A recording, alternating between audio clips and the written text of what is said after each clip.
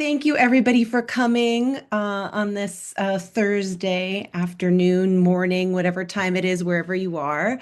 I'm Lauren Mancia. I am the chair of the CARA Executive Committee, and we are interested in helping support you in your teaching and in your service to medieval studies on your individual campuses and in professional societies and regional associations, etc. So, if you have anything you would like us to program about in your capacity as a teacher or a sort of community member serving medieval studies, please feel free to reach out to me, and make suggestions for programming that we can do. This program is very exciting, and I will hand this over to Katherine Smith in a second. But before I do, I just wanted to make you aware of two things that are coming up on CARA's agenda. The first is that we have a plenary panel at the annual meeting of the Medieval Academy, where we're going to be talking about the local medieval.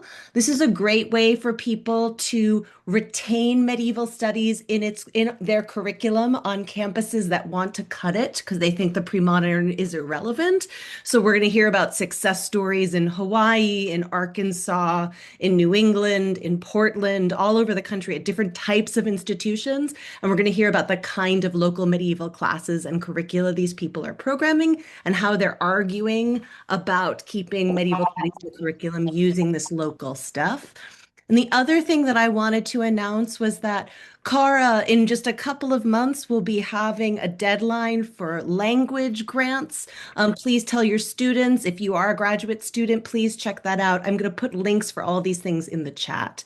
I will be here throughout the session posting links from our panelists, but the final link I just wanted to advertise for you is that CARA has a Google Drive, and in that Google Drive, you have resources from your fellow medievalists about how they changed their curricula or how they wrote for a grant for their dean or how they supported their conference. And so feel free to explore that drive. I will post that in the chat. And I will also be putting things from our conversation today about teaching with manuscripts in the chat too. I'm not in the chat, in the drive. And so with that, I hand it over to Katherine.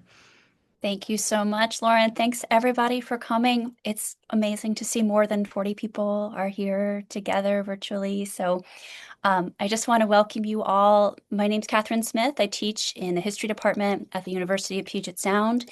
I'm really excited that we had this idea to create a CARA session on teaching with manuscripts, and just want to thank Lisa Fagin Davis and also Chris Cole for doing all the logistical stuff and the publicity stuff for us through MAA. And I want to thank all the presenters for taking part today, because I know everyone's life is unceasingly busy. So I just wanted to say I proposed this event because I know that a lot of us in Medieval Academy are teaching with manuscripts and fragments, but that we're doing so in really different ways that reflect our access to collections and our pedagogies. And, my idea was that I've been teaching with the same sort of small set of fragments now for over 20 years at my institution. And I'd love to kind of freshen and get some new ideas. And I know that the people who are presenting today have done really creative, really innovative work with collections that are big and small and borrowed and owned. And I'm just excited to hear about that. So I wanted to just kind of frame my own experience, and I'm wondering if other people will have similar experiences to share, which is, as a researcher, you're sort of trained that you're going to encounter complete manuscripts, right? Unless you're like a charters person, in which case there might be a lot of, some people are working with bits and pieces, but my research was always manuscripts. I went to the archives, they would give me a manuscript. I would work through that, I would get another complete manuscript. And then when I got this job, I went to the library to see what there was, and there was just kind of a box full of little scrappy bits. And I thought, like, what will I ever do with this? And I started bringing my students to look at the fragments we have. We have 14th and 15th century. We have a few leaves of books of hours. We have one Psalter leaf. We have one large format liturgical manuscript, a leaf from that. And we have a really interesting leaf from a scholastic manuscript, like a miscellany that was used had a second life as kind of binding waste. And the students love seeing these things, even if they can just make out a couple of letters. I think there's this really interesting thing that happens when you bring them in the classroom and show them these things that are so old, partly because, we here in the Seattle area live in a built environment and a material culture that's very modern. So my house is from 1910. It's considered an old house in this area. And they're not interacting, my students are not interacting mostly very often with things that are really old. And I think another thing is, there's something so intimate about the experience of interacting with the manuscript, even if it's just a fragment, because you can see another human being's handwriting. You're seeing the pricked and lined page, right? You're seeing that someone has done the work to set this up so they can write. You're seeing like the discolorations where people were touching the page and turning it. And I think too, my students are mostly Gen Z students, and I don't know if that's the case with you all as well, but they are really hungry for communal, hands-on activities, what my teenage son calls IRL, the things that happen in real life, because their lives are so saturated with the digital and the virtual that there's something really revelatory about getting to go and touch original things and talk about that experience with other humans and kind of feel the humanity of being part of like the long line of humans who've interacted with an object. So that's kind of my 2 cents, kind of a long-winded way of saying I'm excited to hear what our presenters have to share with us. And I'll just introduce them and then I'll have them go and share their screens and talk about what they're doing in order. And then we'll have, I think, some really good questions and discussion at the end. So our presenters are doing really innovative, exciting work. We have Lisa Fagin Davis, who is the executive director of Medieval Academy, someone who probably needs no introduction to any of you. We also have Carrie Beneš, who is professor of history at the New College of Florida. And we have Leah Frost, who is assistant librarian at the Vatican Film Library in St. Louis University. So I'm going to turn things over first to Lisa, and I will just look forward to hearing what all of you have to say. Thank you. Thank you so much, Catherine, and thank you, Lauren, for pulling this together. As I was saying earlier before we let everyone in, I don't generally get to actually be a medievalist in Medieval Academy programming. Usually I'm the administrator and behind the scenes. And so it's actually I'm really thrilled to have the opportunity to talk a little bit about my teaching and my scholarship. So I will share my screen. And there we are. Hopefully you can see that. All right. Can everyone see that all right? Yes? Okay, good. So, yes. So, in addition to being the executive director of the Medieval Academy, I am a professor of library science at the Simmons University School of Library and Information Science, where I teach this annual course, the Medieval Manuscript from Charlemagne to Gutenberg. Those are my chronological bookends. And my students are master's students getting a master's in library and information science. They are future librarians, catalogers, and curators. And so the class really is it's about paleography, codicology, provenance research, imaging, metadata, but also librarianship and cataloging practices. And the materiality of these manuscripts is a really important element of this work. So we really have to get our hands on the parchment. We are, of course, very lucky to be in Boston, where there are numerous collections of medieval manuscripts. But guess where there are zero medieval manuscripts? At Simmons University, the little yellow star there. So what do? We go on field trips. So here we are on the upper left is a trip to Wellesley College. Bottom left, there's Bill Stoneman, who I think is here today. Hello, Bill, at Houghton at Harvard. And then on the right, here we are this year at the Boston Public Library. And so that's really my first recommendation to Oh, you it's okay. I'm not on camera. is to find the manuscripts in your neighborhood. But how can you find the manuscripts in your neighborhood? Well, I can help you with that. About 20 years ago, my dear beloved friend and colleague, Melissa Conway, may she rest in peace, she and I spent about 20 years researching the locations of pre-1600 European manuscripts in North America. Over the course of this time, we identified more than 500 collections, holding a grand total of about 40,000 fragments, leaves, and codices.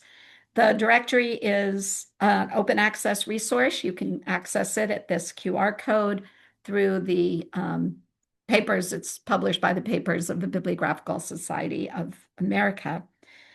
So here, in fact, is my heat map of where the manuscripts are, and you can see they're everywhere. Every state except Alaska. So far, there's got to be a fragment in Alaska. I just haven't found it yet. But we did all this work with self-reporting from collections. But the truth is, you really have to be on site where you get that box of fragments that hasn't been opened. And so Professor Elizabeth Hubbard at Indiana University has actually been driving around the Midwest visiting collections and has increased the number of collections and the number of holdings. There are a lot of manuscripts out there. Another resource you might find useful is my blog, The Manuscript Road Trip, where I've written about manuscripts in every state except Alaska, as well as lots of special topics about manuscripts. So you can just go to the search bar and look up your state and see what I've got to say about it. So that's sort of how you can find where the manuscripts are. But what do you do once you have found them? So in terms of teaching with manuscripts, I've leveraged the fact that hundreds of manuscripts were dismembered and destroyed in the 20th century by biblioclastic booksellers in the name of capitalism. They would cut up a manuscript and sell it off at a profit, which is why there are so many fragment collections all over North America.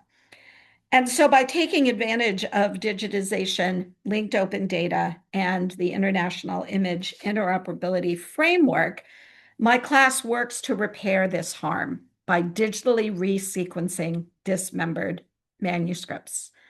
I've modeled this work in my own scholarship with this project to digitally resequence images of this beautiful manuscript known as the Beauvais Missal. I have found 122 leaves so far. There were originally 309, so I've got a bit of a way to go, but I have no idea how many are actually out there remaining to be found. Over the last decade, my students have studied these 10 books of ours that were dismembered by Otto Egge and his business partner, Philip Duchesnes. For the first few years, we used Omeka to create exhibits of these projects, but now we use the Fragmentarium database.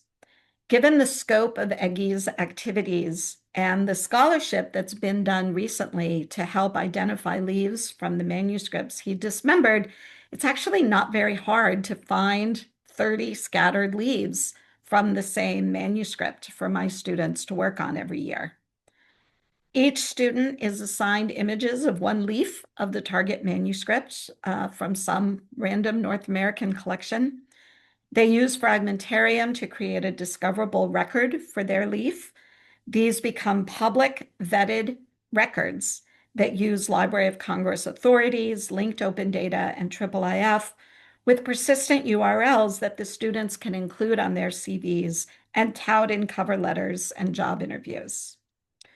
Once each student has created their own record, we work together as a class to put the leaves back in the right order, using Fragmentarium's IIIF functionality to create a master sequence for the manuscript.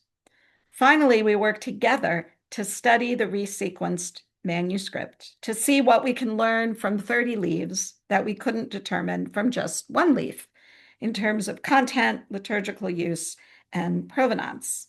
The class has its own page on the Fragmentarium website where all of the projects can be accessed.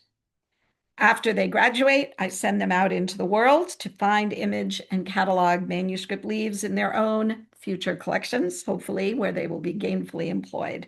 And I am certain that we are not going to run out of target manuscripts anytime soon. Thanks.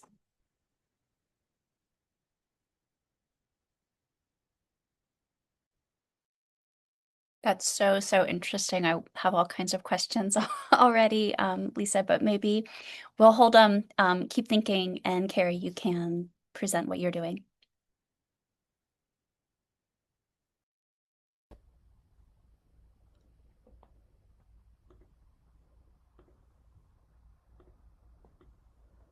So, slideshow. Okay, so I'm going to call this today Insights from Teaching with and Without Manuscripts, because I teach at a place called New College of Florida, which is a small college of about 800 students on the Gulf Coast of Florida. Like Katherine, most of my students have grown up in a very, very modern environment. My house is actually only from 1928, and it is considered very, very old for Florida. So we started out when I got here with no manuscripts at all to teach with, and yet I had come from working with Richard and Mary Rouse at UCLA, where I had drummed into me the importance of the social history of the book, books as cultural evidence. And so one of the courses that I most wanted to develop when I first got here was an introductory, no prerequisites, open to everybody, kind of themed medieval survey based on manuscripts. So my course is called An Introduction to Medieval Manuscripts, and I tell the students that we're going to deal with a lot of different things. What were medieval manuscripts for? Who used writing in the Middle Ages and why and what for? How were manuscripts made? And what do those production choices say about historical context and human priorities? How do manuscripts demonstrate broader social change? When you take those production choices, when you take the choices of text, when you take the materials that manuscripts are made out of, what do they tell us about life in the Middle Ages? And then finally, we also get sort of more philosophically into the digital humanities aspect of how can manuscripts and their digitized facsimiles expand our understanding of the relationships between form and content.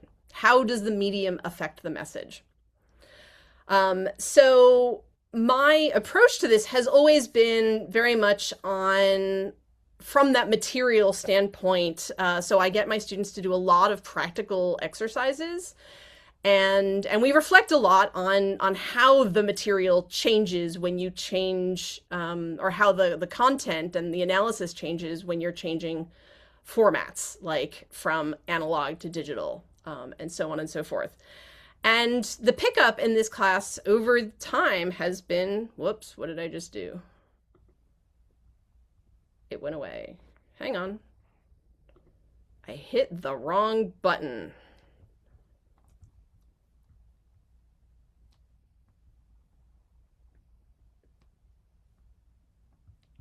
There it is. Now I need to figure out how to share it again. Sorry about this.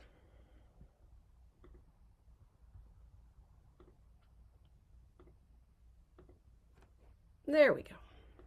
Back this way. All right. So, but also in the course of all of this, as we were just talking about before the webinar started, manuscripts are fun, and medieval manuscripts in particular have a lot of life in them that students find hilarious and fascinating. And, and they are interested in things like killer bunnies and penis trees and the memeability of medieval manuscripts, and also, medieval Yoda. So the number of students interested in this sort of slightly arcane class on medieval manuscripts has actually been pretty high over time.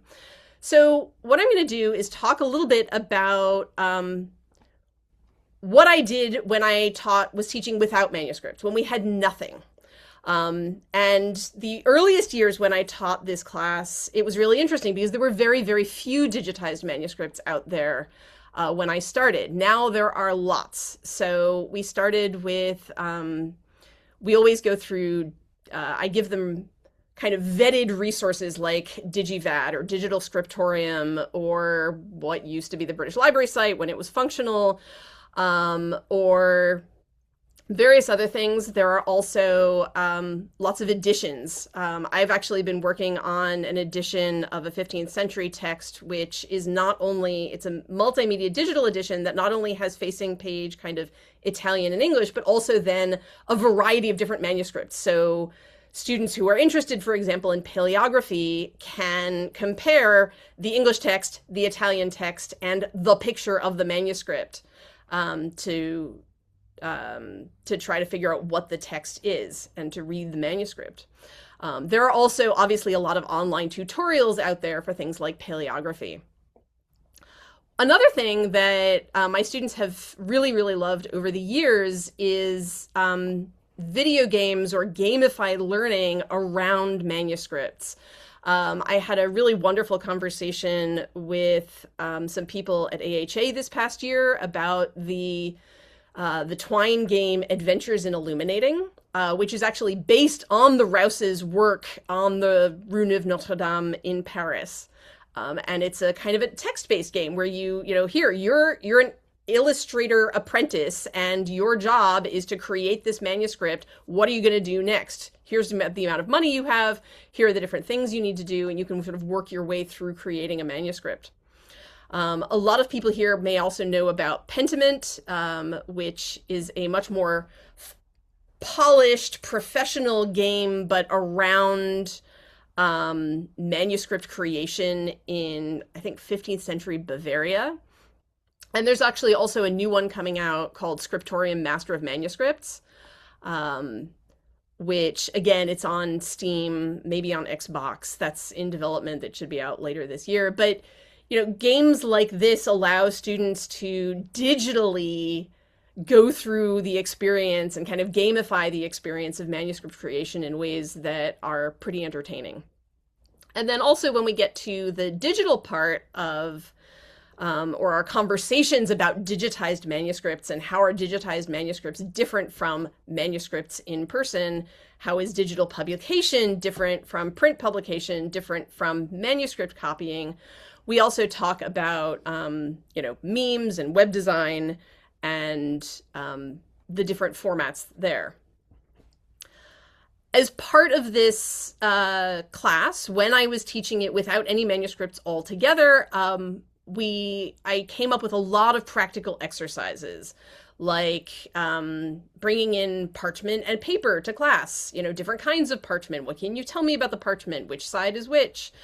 We would always do exercises in quire folding. Hey, look, the flesh side and the flesh side always end up together when you fold it properly. We did a lot of basic calligraphy and paleography. Students tend to really get into that. We practice ruling, we practice binding. All of these things give the students that kind of hands-on experience of understanding what people in the Middle Ages were doing when they made books. And back in those days, I would basically do all of this teaching with digitized materials and these practical exercises, and then we might have like one field trip or a show and tell of borrowed materials. The very first time I taught this class, I managed to borrow a copy of Isidore's Etymologies from Larry Schoenberg, whose manuscripts are now at Penn. But he had a condo out on Longboat Key, 5 miles from me, and he just kind of handed me this copy of Isidore and was like, yeah, sure, you can borrow, bring it back, next week. So, or we would go on a field trip up to the University of South Florida, which has some codices, and that then becomes a really special experience for the students after, when they can actually see and handle and touch and page through materials that they've then been studying about all through the rest of the semester. Okay, so that's what I used to do when I had no manuscripts.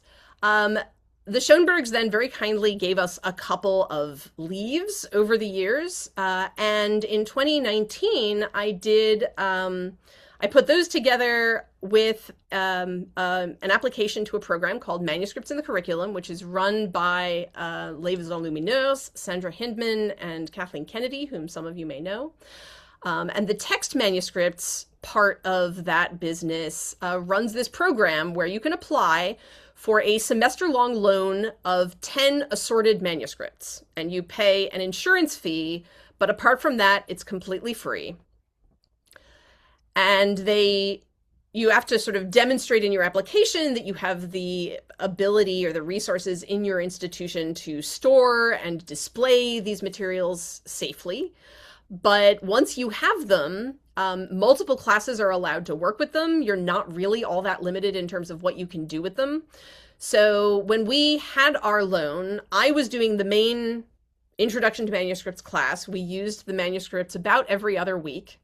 But I also had a number of colleagues in art history and classics who did sort of once or twice a semester visits to the manuscripts as part of their classes. We also did a number of public events, including several that I called Meet a Manuscript, Make a Manuscript, where I would bring out one of the manuscripts on loan and supervise people experiencing and touching and meeting the manuscript. And then we would have a whole separate table with instructions on how to make your own medieval manuscript with some of the students in my class who had experience with folding pages into quires and so on and so forth. And then as part of their final project, the students did poster projects about either digitized manuscripts or some of the manuscripts on loan or some of the manuscripts, the leaves in our library. It was kind of entirely up to them. And a final exhibit of the manuscripts themselves before they were sent back. And it was a wonderful experience. I recommend it to anybody who is interested. I will be very happy to answer questions about it. I will also note an optional sequel, which I've heard about. Eric Johnson, to give him credit, at Ohio State, did a semester of manuscripts in the curriculum, and then a few years later, apparently, he did a Redux version where he had a donor who was willing to pay, let's say, $30,000 for a manuscript or manuscripts. And so he actually did another edition of manuscripts in the curriculum where Les Enlumineurs sent over 10 manuscripts, and his students, as their project, worked through and decided which one Ohio State should purchase. And I've always wanted to do that, so I wanted to throw it out there as a possibility. Just to give you an idea of the work that some of my students did, these are 3 of the final posters, one about Batard script, one about bookbinding, and another one about the transitional Proto-Gothic script. I had other ones that were about kind of specific, there was one about a specific charter, one about a humanist manuscript. They were really an interesting grab bag of what caught the students' interest. I'm just putting this here. These are the books that I have found most useful for teaching regular undergraduates about manuscripts. Like Lauren said, my slides will be available on the CARA website, so I'm just going to put this here and not go through it all. And then I do have an example of my final exam that I gave if anybody wants to see it, but I'm not going to make that part of my formal presentation, so to make sure that Leah has time to talk. So thank you all very much. It's wonderful, Carrie. It's given me a lot of good ideas, and the sort of layers of the learning and the making and sort of getting to send knowledge back out into the world, that's really meaningful for students, I think. Okay, so Leah, I'm really excited to hear what you have to share. All right. So I did this before. Let's hope I can do this again.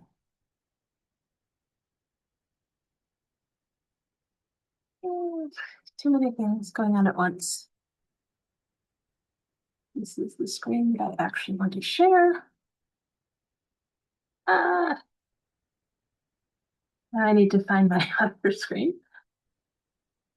All right. This, I think, actually works. So I am actually coming at this from a slightly different perspective, since I am coming at it from a librarian perspective, and both Lisa's and Carrie's presentations were focused on, having a whole semester to introduce students to manuscripts. But one thing that I usually do is, I do a lot of one-off sessions with individual classes. And so I have to kind of come at things a little bit differently. And it's also given me a lot of thoughts on working with faculty and, how librarians and teaching faculty can work together to present effective lessons about manuscript collections. So I work in the Vatican Film Library at St. Louis University. I'm actually just the VFL librarian now. I'm no longer an assistant because my old boss retired. So it's just me now. And that means that I do all of the instructional material. Here's a picture of our reading room. It does not look like that outside right now. Our collections are, our flagship collection, of course, as our name indicates, is actually manuscripts on microfilm. The VFL was founded in the 50s as a preservation/accessibility move, and our flagship collection thus then is microfilms of about 40,000 manuscripts from the Vatican libraries. But we also have a good-sized collection of Jesuit archival material, mostly pertaining to missionary activities in the Americas. We have a lot of just other microfilm that we've accumulated over the years. Topic strengths include things like English literature and canon law. We also have a smaller collection of manuscript leaves and codices, mostly leaves, a sizable collection of deluxe facsimile editions, which I'm actually going to talk a little bit about later on, and then reference volumes, including things like library catalogs, related digital sources, manuscript catalogs from other libraries, that sort of thing. And I've included a few images of manuscripts that we have and that I use in teaching a lot. Everything from our Petrarch Codex, sorry, Lisa, our little tiny book of hours. This one is a recent acquisition, actually. It's an English indenture, although a PowerPoint kind of cut off the wiggly part at the top. Canon law. This is actually a piece of a breviary, but it's more interesting as binding material. And this one in the corner is a little page from a Paris Bible, so it's like roughly iPhone sized. And it's that style of Bible that became a big thing in the 12th century. And that one is great because we have like 20 of them, and so you can hand them out to students as long as they leave them in their little Mylar sleeves. And they really get a kick out of that because, this was made somewhere around 1200, and now you're holding it. And if you hold it up to the light, you can see through it. So we do a fair amount of library instruction, and we have a range of classes who come in, usually for one-off visits. Everything from the first year core curriculum seminars to graduate courses. And on my slide, I've put up a couple of examples of classes that have been in the VFL in the last academic year or so. We also sometimes have meetings of things like there's a graduate history paleography club who works on a variety of different things. So, unsurprisingly, they come into the VFL, every so often to look at like Gothic scripts. Mostly when they're here for Gothic scripts because we have a lot of that. But I also want to sort of emphasize the first year core curriculum a little bit more because one of the major things that is focused on is information literacy. It's a way of getting, it's a way of letting teaching faculty focus on things that they're passionate about, but it's also a way of having a standardized information literacy curriculum. And so each instructor is partnered with a library liaison. And part of our job is to focus on information literacy.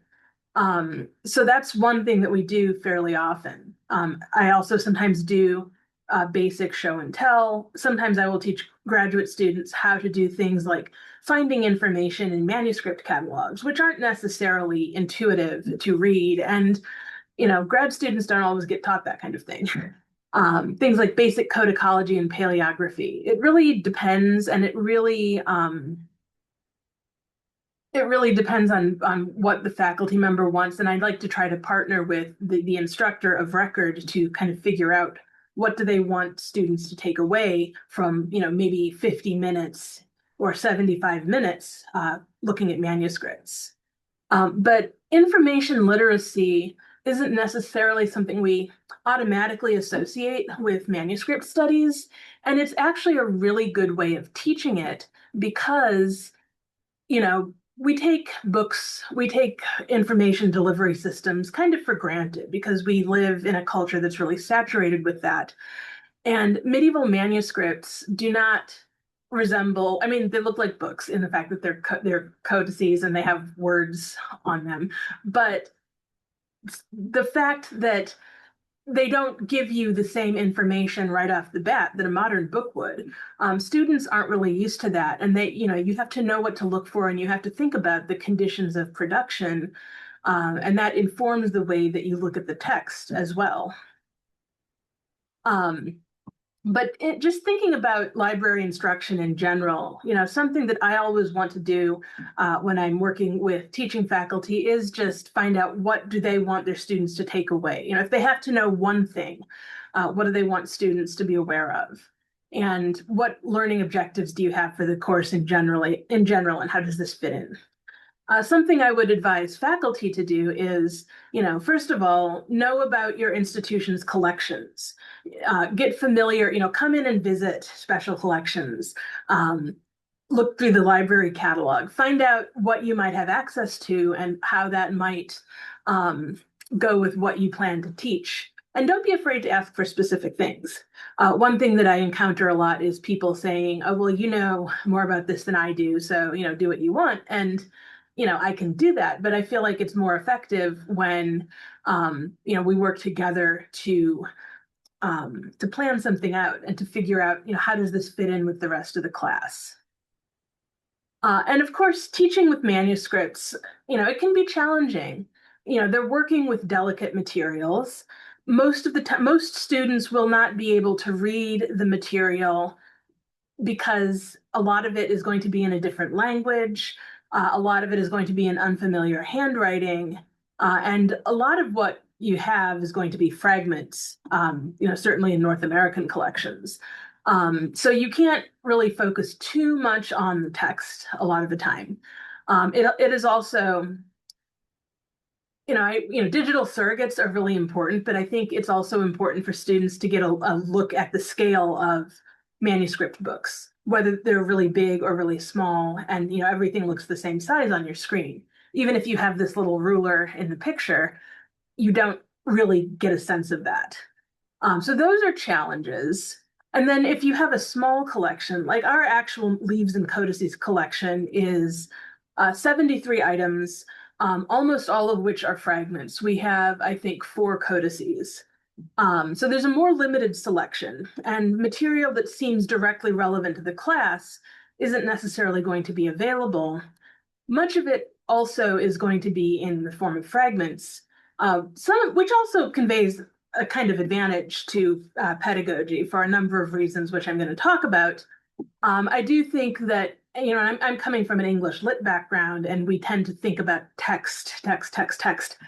And the advantages of teaching with manuscript fragments are not really text focused. So when I do instructional sessions, I really like to focus on the book as an object. And that has been a pretty common theme in terms of what all of us have talked about today.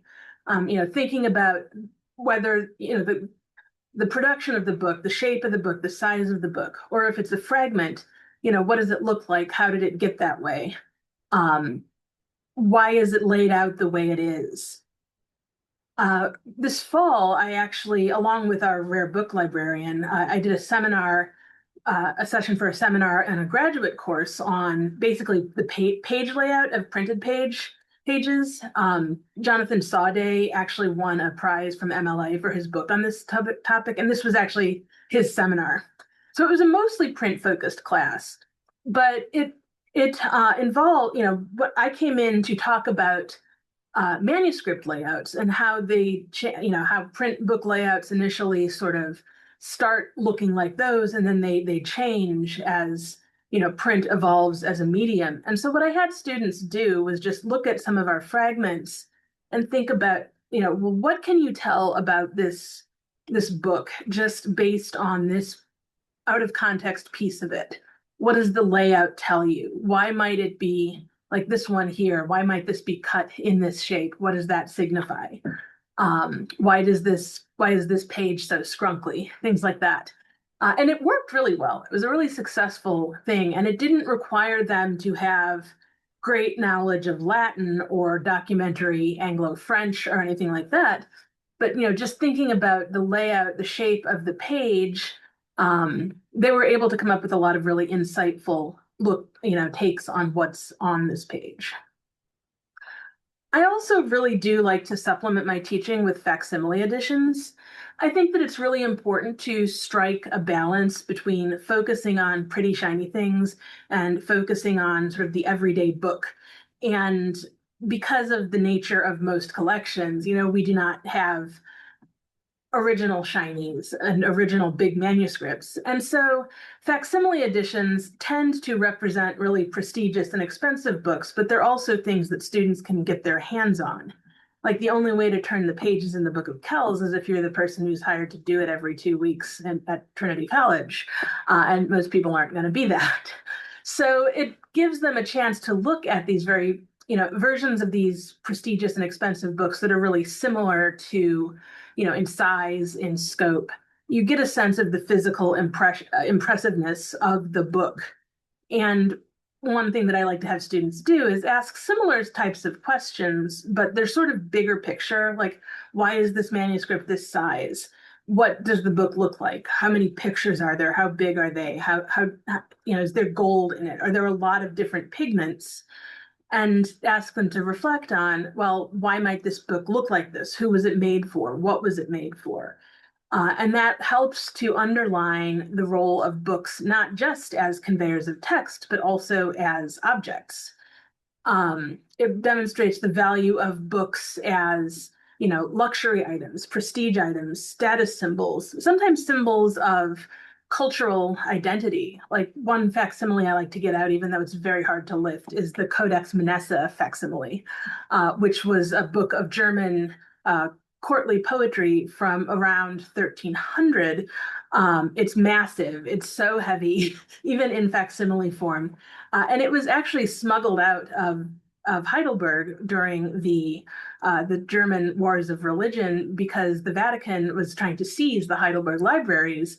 And that itself is an illustration of how important books were as objects. On the other side of things, we have fragments that really demonstrate the reuse of books as objects rather than text. So like this used to be a binding fragment. Books have these afterlives, documents have these afterlives that you want students to think about. How did it get to be a fragment? Maybe it was because it's pretty, it has beautiful borders, it has miniatures, it has gold in it. It's seen as an art object. But to a bookbinder, something like that might just be used as, something to wrap around your front cover or something to use as a flyleaf or to bolster the spine of a different book. And it's really important to think about books both as status symbols, but also as relatively everyday objects that had lost some of their content value, because I think that's something that students aren't necessarily going to expect. And, making them think about that is another good way of thinking about when are books information objects and when are they something else? And that's really the key takeaway that I want to sort of emphasize as I wind this up for manuscript-based library instruction is just, what do you want the class to get out of their encounter with the manuscript? And given the amount of time that I usually have, what do we want to get from thinking about the book as a thing, basically? Books are things. They're also texts, but they are things. And that's something that I think people can really grasp, even if they don't have Latin. So I'm going to stop sharing now because I am done. Wonderful. It was wonderful to hear from everybody. And as I was listening, I was just thinking about all the wonderful interplay between the talks, the relationship between the digital and the material objects, and the sort of need to be creative and collaborative, sort of meeting, the challenges of where you are institutionally, but also looking further afield around you. And I'm struck too, just listening to all of you talk, about the importance of getting our students to care about the material remains of the past and take that with them beyond their educational career, even if, and maybe like, especially if they're not going to become medievalists, because we need a public of people who cares about this material. And, will tell their kids someday, oh, you should take that class in medieval manuscripts, even if you are a business major or whatever. So, I'd love to hear what questions people have for Can I any of just all. jump Yeah, yeah, in? yeah. Can I just Yeah, follow up on please, that for please. a second? Yeah, So Lisa. I think one of the both challenges and opportunities of being a medievalist in North America, but also teaching about manuscripts, is that our students don't encounter medieval stuff out Yeah, on the street the way that yeah. you would if you lived in London or Paris or someplace, right? You walk down the street, oh, cathedral, whatever, no big deal. Our students can only encounter medieval objects behind glass in a museum, Mhm. right? And so actually getting them out from behind the glass and to get your paws on it is so important. And but it also means that provenance and the stories are even more important here because every single European object in North America has traveled to get here. And those journeys can be really, really interesting, sometimes more interesting than the object. An example that just popped into my head was Carrie, you were talking about how Larry Schoenberg gave some of his leaves to the university, to the New College, Florida, and I was his librarian for about a decade, 30 years ago. And it's my handwriting on those leaves that are now at New College, Florida. When you see where it says LJS and the number, that was me who wrote that. So all of these objects accrete evidence as they move from place to place and from owner to owner. And so actually looking at the layers of materiality, especially with fragments, is really important. And then the last thing I wanted to say that I forgot to mention was I have my own collection of teaching fragments, that are great because you can just like flop them around and the students can rub them and touch them and do things with them that you can't do when you go to an actual library to look at actual objects. I can pass these around the room as long as people put their coffee on the floor and don't have a pen. And it's really valuable for them to actually have that really close up personal encounter. You can smell them, you can, get the textures and really like manipulate them in ways that you really shouldn't if you're if you're at an actual library. So that was all I wanted to add. Wonderful. If I can just add to that really briefly, the final exam question that is the last slide in my deck is basically exactly that, where I would bring in a single folio from a 13th century Parisian Bible that I bought in a thrift shop. And I would hand it around the class and say, what can you tell me?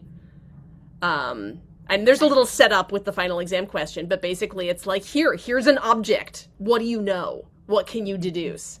And then there's and a also lot of them told me that was like the most like sort of mind-blowingly significant thing that they did that entire semester, was just being handed this 700-year-old object in a final exam.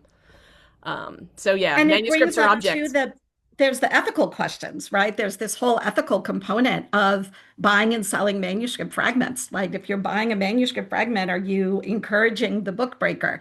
And so there are a lot of layers to these conversations that you can have. And I'm actually going to put in the chat a link to an online discussion about the ethics of buying and selling fragments that people may find interesting. I'm just going to throw that in the chat. But you can buy them at Kalamazoo from Boyd Macus for $50. You could buy yourself a tiny little fragment of something. They're cheap. It's kind of amazing.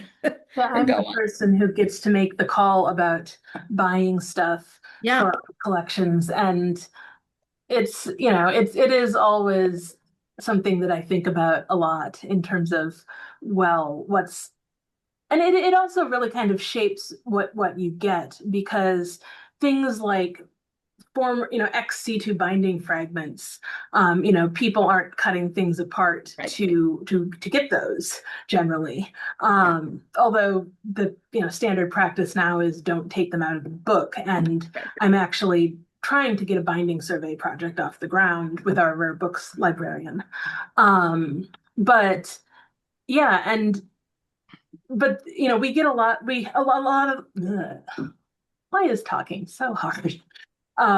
We get a lot of our pretty fragments from donors, actually. And the whole sort of intersection of the donor and the purchasing of things.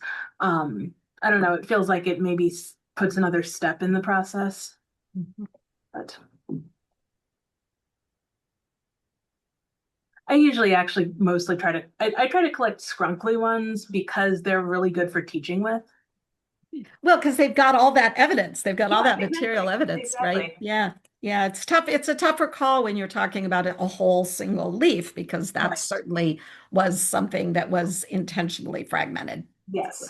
A more difficult, more complicated question. Yeah, 100%. I just noticed that Elizabeth has their hand raised. Elizabeth, would you like to unmute and ask your question?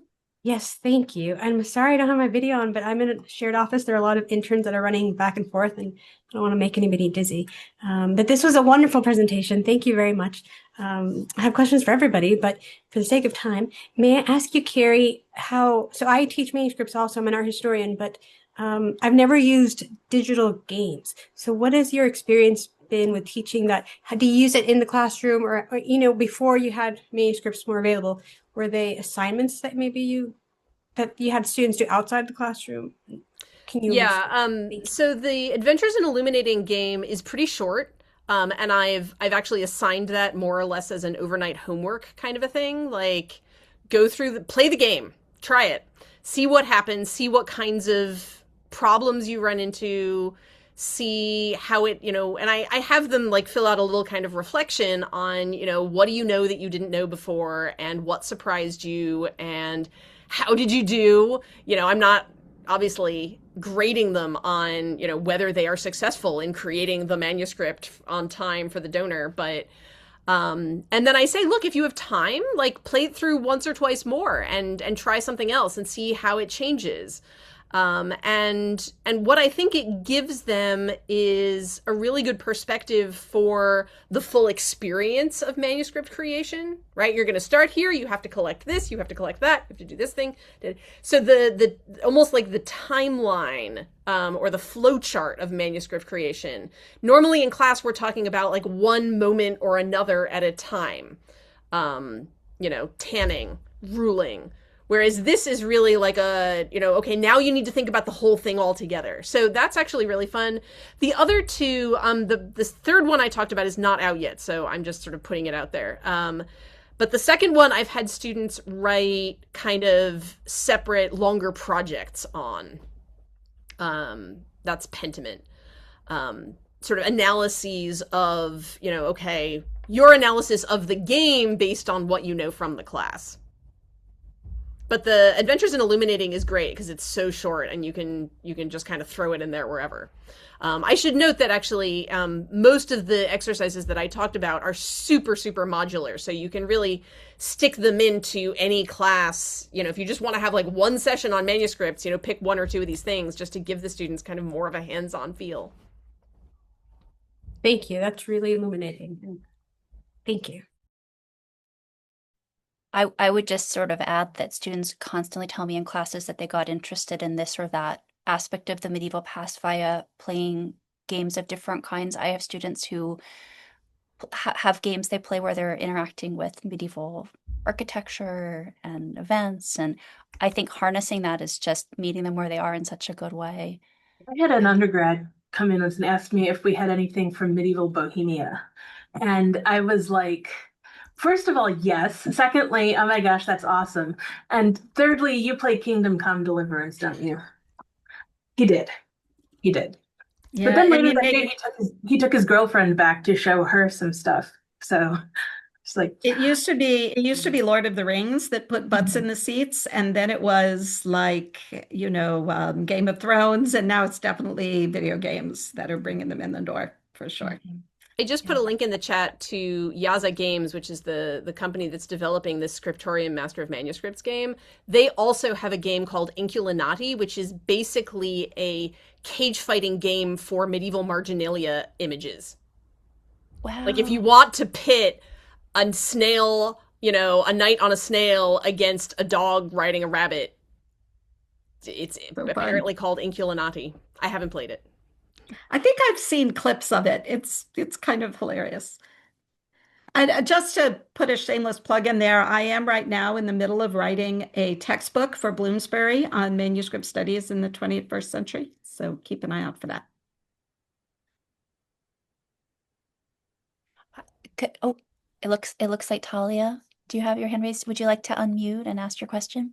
Sure. Well, I just had a quick question about the discussion about these online games, which are fantastic, and all of the resources here have been absolutely very, very inspiring and helpful. So thank you to all. But I just asked whether these are free. So, for example, my university, like many, is experiencing various budgetary challenges, and even book acquisitions, et cetera, are quite expensive, or at least have to be justified. So, are these games free to access?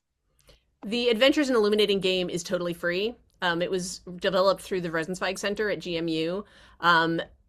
Pentiment is like a full-on costly Xbox game. That's why I've only ever offered it as sort of an optional thing for somebody who wanted to do it. The other Yaza games that I was talking about, I think they're on Steam, so they're kind of like a low price point. But Adventures in Illuminating is the only one that's free, and that's the only one I've ever kind of like, here, go and do this. Okay, thank you.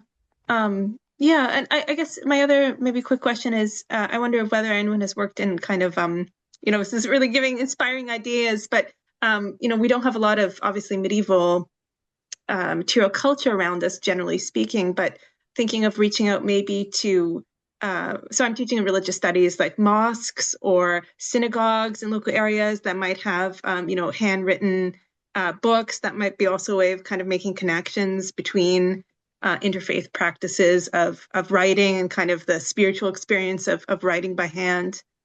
Just a thought. Yeah, we actually, and I certainly do. I haven't necessarily made personal connections, but we do actually have a number of fragments that are like from Quran manuscripts. We have one of our facsimiles is of the Kennicott Bible, which is super, super, super cool. And so I do like to show that, manuscripts are multi-faith, and, there's a lot of, certainly with something like the Kennicott Bible, which was made in pre-Reconquista Spain. You see a lot of influence from all of the faith traditions that are present. So yeah, it is definitely something we do. And I haven't taught. I co-taught back before my boss retired. There was a session on Jewish manuscripts, Hebrew manuscripts, and I actually did do a course session for a class on the Quran and the transmission and history of the Quran. So yeah, that is definitely we get a lot of theology and religious studies visits, unsurprisingly, and that's not just Christian, it's not just Catholic. In the bibliography in my slides, the Brian Keene book on sort of global manuscripts is really great. If I could comment on the use of local religious resources. Now, this isn't for manuscripts, but for a medieval treasuries course at Penn State, I reached out to the local Catholic center, brought my class in, and had the Jesuit in charge basically walk my students through the steps of a mass. And then he brought out all of the liturgical vessels from the sacristy. And even though, the monstrance was from the 19th century and other things, just the fact that they could get a sense for, this is a chalice, this is what it feels like to pick it up from the altar and walk around with it. Um, they found it so illuminating, especially because we we're getting students from all different faith traditions now, and you can't really count on them having had catechism the way that you could have maybe 20 years ago. Yeah, I actually work, I'm at a Jesuit institution, and so Okay. the university core is, it is multi-faith, and we're our curriculum is pretty secular, but there's a lot of influence of Jesuit pedagogy, and so they do have come in having to learn some of those basics, but they also do have to learn about other faiths as well. So that is nice in that, I mean, it's important for people to do that, but it also means that people have a little bit of the basic building blocks of the materials that I show them. That is One it's time I had a middle school group come in, and one girl got really excited about the canon table in the Book of Kells. I was like, "Oh, you guys are serious, serious." I have just a question for the panelists. So something I think about a lot is we have a lot of, not a lot, but relative to what we have that's medieval, we have a fair amount of early modern printed material, including things with a lot of handwritten notations. So we have like a Geneva Bible that's from, I believe, the 1590s, and it's very heavily annotated, and it has pages in the back where people have added things. Like I think all that's very common, is my understanding. And I wonder if anyone's had any experience or been thinking about how maybe in the absence of a manuscript collection, you can think about this idea of manuscripts very expansively to include sort of handwritten annotations on things that are printed, because I find that students can be very interested in that too when they can see how a book has been personalized in the same way that they're constantly personalizing books with Sure. Oh, annotations and things. oh yeah, for sure. That's, important for provenance research and thinking about the afterlives of books and manuscripts. I mean, those kind of annotations are obviously not going to be medieval, so that's more of an early modern situation, right? Of course. But I would also add that it's one of the things that I'm always encouraging librarians to do is an inventory of your early bindings, because you will almost always discover manuscript fragments in those bindings that you did not know you have. They're little stowaways, right? At the Boston Public Library, they recently did a survey of all their incunable bindings, and they found an 11th century fragment that they knew that no one had ever studied before. So there are lots of opportunities for that. There's so much that's still hiding. And everyone, sometimes if I go to if I'm at a new library, I'll say, bring me the manuscripts. What you got? And they'll say, well, we don't really have anything. And I'll say, how about a box that says miscellaneous fragments? Have you got one of those? And they're like, oh, well, yeah, but I didn't know that was what you meant. Like, yes, that is precisely what I mean. Bring me the unidentified box of fragments. There is so much material that you, as a student or staff member or faculty member, you may not even know is at your library. And you just have to connect with the librarians and ask, because it's all there. So like Katherine, I'm not familiar with your manuscript fragments. If you have images of them, I'd love to see them. Yeah, yeah. I was gonna say I'm happy to maybe connect Please. you with the catalog and stuff. Yeah, And it absolutely. what you're all saying, it just rings so true that the librarians, and if you have an archivist at your institution, we just have one archivist. I mean, they have this deep knowledge of what's there that like we as teaching faculty do not necessarily Mm-hmm. have, and can often make suggestions. So Leah, I feel like I'm always asking them like, can Yeah. whatever you want to do, because I just do feel like they know what's there in a way that I don't. Right. But Some I like your some comment. some faculty, if you did your dissertation, like Carrie, you were so lucky to have the opportunity to work with Richard and Mary, right?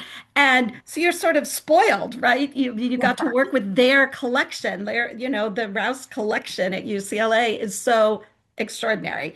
And we can all, depend. And I did my graduate work at Yale, spoiled rotten at the Beinecke Library. And so we can be a little snobby sometimes about that, right? Like if you are used to working in the the British Library, the Bibliothèque Nationale, the Vatican, and you've had access to all these extraordinary things, then suddenly you're at a collection in the United States that doesn't have that kind of material, and you have to sort of reframe what you can do based on what you have access to. And it's not helpful to sort of be a snob about it, right? It's like, your students don't care. They just want to get their paws on the parchment. One thing that I would add is, when I say familiarize yourself with the collections, I mean, the best way to do that is to come talk to us. Before, in the very early stages of planning. And I do have, teaching faculty that do that, and I treasure them greatly. I do have people who come in here for research, with maybe the microfilm collection, which I don't use that much in teaching because it's hard to do. But they do tend to know, this is what we have and this is how it might be useful to their class. But, I am always happy, to meet with people who are teaching here and talk to them about, well, here is what we have in our collections and here is how that might make sense to the, as part of your class. But also you have a chance to help shape your special collections librarian purchasing choices, because and those of you, if anyone was at the RBMS workshop a while back on collection development and instruction and how those two things go together, certainly my choices are very, very much informed by the kind of requests that we get as a department for instructional sessions. So for instance, we get a lot of history of science stuff up in rare books. And for the most part, we don't get it as much down here in the Vatican Film Library because we just don't have as much of that. But one of the facsimile purchases I made recently was a German alchemical manual, the Berlin Aurora Consurgens. We had an absolute nightmare with the shipping because of tariffs, but we have it now. It is in our storage room, and people can use that. And it's something that it's a choice that I made. I mean, it's really cool, but also thinking about the fact that we get a lot of history of science requests is one way that I can justify that as a purchase. So talk to your librarians, get to know them, and they will probably look for things that that of a type that you might want to use for your classes. So you have real influence, even as non-librarians, as teaching faculties. So much of what we do is shaped by the instructional purpose of the university just as much as the research. So use your power. Tell us what you're interested in, and we will look into it. Can I just quickly add? So, Leah, one thing I've been told by the liaison librarians and the archivists here is that the more people want to come and use a kind of resource, the more excited they are about acquiring it. Yeah, and so sort of like if there's other medievalists or other people who work on history of the book or work on anything that could be connected, we have been able to get a few more things that we didn't used to have when I was originally here, because an art historian and a historian and someone in religious studies and someone in the English department all said we would all bring students regularly to look at this. So it would be a really valuable addition to the collection. Yeah. We have a very good sized canon law collection, largely because of one specific faculty member. She actually got a donation of microfilm canon law manuscripts for us. And so, be involved. Be involved with your library departments, especially if it's a smaller one. Librarians and faculty and teaching faculty, it's so important to have partnerships because, we're looking, we're looking for the same goals. We're trying to achieve the same kinds of things.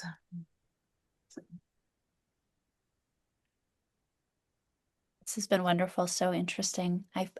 I'm so grateful to you, Lauren, for jotting everything down as well, so we can go back and look at the chat. And I'm so grateful to everybody, Lisa, Carrie, Leah, thank you so much for everything. And thanks everybody for joining. And I'm sure we can have follow-up, in the months and weeks to come. Thank you. Sure. I hope we'll see people at Medieval Academy next month. Thank you for organizing this, Catherine. Oh, Yes, it's thank you so wonderful. much. So fun to get to talk to everyone.